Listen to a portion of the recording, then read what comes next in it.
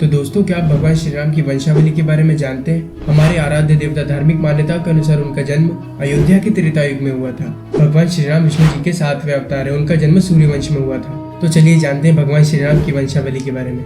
भगवान श्री राम के पिता का नाम राजा दशरथ था। राजा दशरथ के पिता का नाम अज था। अज के पिता का नाम नभाग था। नभाग के पिता का नाम ययाति था। ययाति के पिता का नाम नहुष था। नहुष के पिता का नाम अम्बरीश था। अम्बरीश के पिता का नाम प्रशुशुक था। प्रशुशुक के पिता का नाम मरु था। मरु के पिता का नाम श्रीधक था। श्रीधक के पिता का नाम अग्निवर्ण था। अग्निवर्ण के पिता का नाम सुदर्शन था। सुदर्शन के पिता का नाम शंकर था। शंकर के पिता का नाम प्रवद्ध था। प्रवद्ध के पिता का नाम रघु था। इनके ही नाम पर भगवान श्री राम के वंश का नाम रघुवंशी रखा गया था।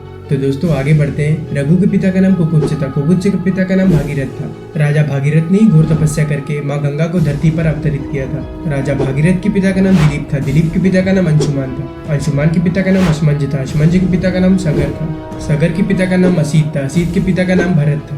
भरत के पिता का नाम ध्रुवसंधि था। ध्रुवसंधि के पिता का नाम सुसंधि था। सुसंधि के पिता का नाम मांदता था। मांदता के पिता का नाम युवनाश्व था। युवनाश्व के पिता का नाम धुंधुमार था। धुंधुमार के पिता का नाम त्रिशंकु था। त्रिशंकु के पिता का नाम पृथु था। पृथु के पिता का नाम अनरणय था। अनरणय के पिता का नाम बाण था। बाण के पिता का नाम विकुक्षी था। विकुक्षी के पिता का नाम कुक्षी था। कुक्षी के पिता का नाम इक्ष्वाकु था।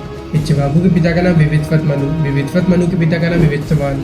विवित्सवान के पिता का नाम कश्यप। कश्यप के पिता मरीचि और मरीचि के पिता ब्रह्मा जी। तो दोस्तों, ब्रह्मा जी की उत्पत्ति से ही भगवान श्री राम के वंश का निर्माण हुआ।